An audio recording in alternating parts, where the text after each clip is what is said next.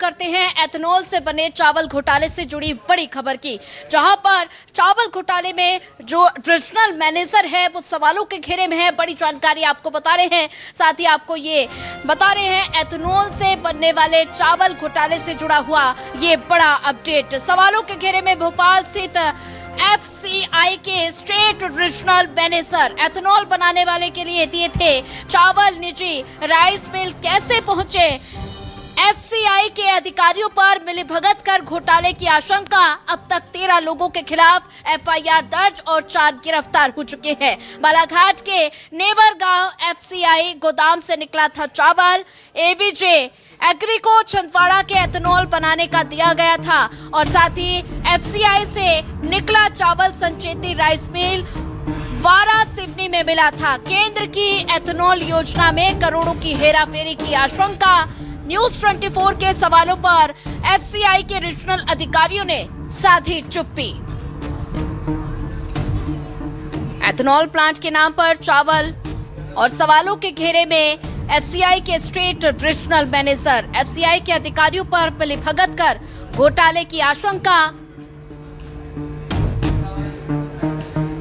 और वहीं बालाघाट साथ ही एथेनॉल प्लांट के बदले निजी।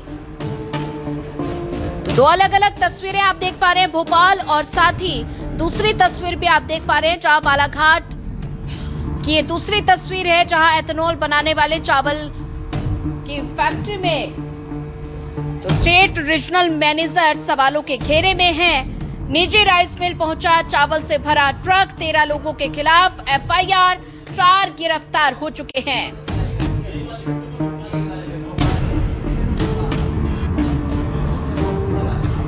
एथेनॉल बनाने वाले चावल से जुड़े घोटाले में बड़ी खबर है। सवालों के घेरे में भोपाल स्थित FCI के स्टेट रीजनल मैनेजर। एथेनॉल बनाने के लिए दिए गए चावल निजी राइस मिल कैसे पहुंचे? तमाम सवाल खड़े हो रहे हैं। FCI के अधिकारियों पर मिलीभगत कर घोटाले की आशंका।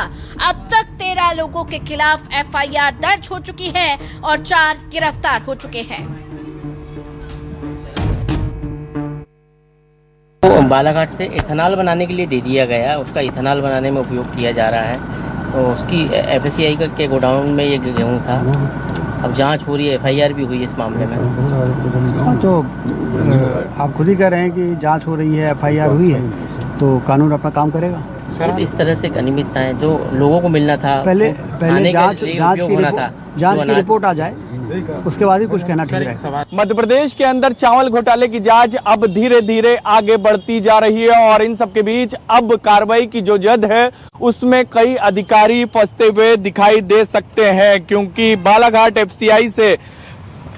FCI वेयरहाउस से जो चावल एथेनॉल प्लांट में पहुंचना था वो पहुंचा निजी राइस मिल के अंदर। चाहे सिवनी की बात करें, छिंदवाड़ा की बात करें या दूसरी जगहों की बात की जाए, और इसके आंकड़े की बात की जाए तो वो धीरे धीरे बढ़ता हुआ नजर आ रहा है। और जो चीजें सामने आ रही है, करीब करीब बताया जा रहा है कि 1160 करोड़ रुपए का ये पूरा खेल किया गया है, जो जानकारियां निकलकर सामने आ रही है। और इन सबके बीच सवाल सबसे महत्वपूर्ण है, क्योंकि रीजनल ऑफिसर FCI के जो रीजनल ऑफिसर है उनकी जिम्मेदारी रहती है कि इन तमाम चीजों की निगरानी रखे कि जो FCI वेयरहाउस से जो चावल निकल रहा है, पुराना चावल निकल रहा है, जो एथेनॉल प्लांट पर भेजा जाता है, वो कहां पर पहुंच रहा है। लेकिन बीच के अंदर ही खेल कर दिया जाता है और निजी राइस मिलों पर ये चावल पहुंचाया जाता है। यानी पहले तो सब्सिडी के तहत इस चावलों को खरीदा जाता है और फिर उसको ज्यादा कीमत का पे बेचने के इरादे से फिर निजी कंपनियों को यानी निजी राइस मिलों को दिया जाता। अब तक इस पूरे मामले में बात की जाए तो 13 लोगों पर FIR की जा चुकी है, 4 आरोपी गिरफ्तार हैं और स्टेट रीजनल ऑफिसर जो FCI के मध्य प्रदेश में हैं उनके ऊपर भी अब सवाल उठ रहे, क्या उनको इस पूरे मामले की जानकारी नहीं थी? और धीरे धीरे करके अब इस पूरे मामले में आगे कार्रवाई होती हुई नजर आ रही है और जांच जैसे जैसे आगे बढ़ रही है इस चावल घोटाले की, अब उसके अंदर कई अधिकारी भी जद में आ सकते हैं, क्योंकि बगैर अधिकारियों की जानकारी के इतना बड़ा घोटाला कहीं पर भी किसी विभाग में नहीं हो सकता है। और आने वाले समय में बताया जा रहा है कि इस पूरे मामले में अभी तो जांच का दायरा सिवनी, छिंदवाड़ा और बालाघाट तक के सीमित था। प्रदेश के अलग अलग जिलों में भी इस तरीके की जांच होगी और जांच में कई और खुलासे होने की आशंका जताई जा रही है। कैमरामैन लवनीश सैनी के साथ शब्बीर अहमद, न्यूज़ 24 भोपाल।